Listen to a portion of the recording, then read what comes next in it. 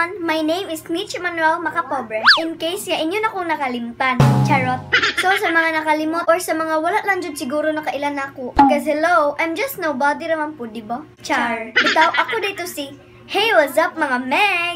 Hey, what's up mga Meg? Welcome back to our channel. If you are new here, please click the subscribe button and hit the notification bell.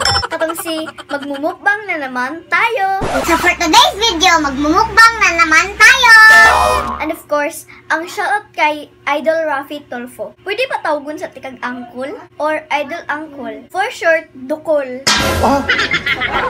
Pero naalang ko'y favor ni mo, Idol. Pwede bisag karon lang tawagon sa tikag Angkol.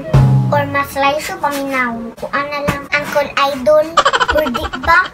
Idol Angkol. For short, Dukol.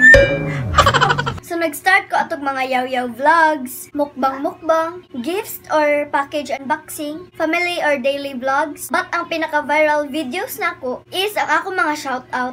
Especially katong akong shoutout ni Ivana, shoutout kay Kong TV, Zainab, shoutout kay Cardo Dalisay, and many more. And in fairness, ubay-ubay sa taon ang naka-notice na ko sa akong mga gipang shoutout ng mga sikat. And aside from that, nahimo na sad namong income ang among pag-vlog-vlog. Actually, hantod karon, bisag lahi na ang among content,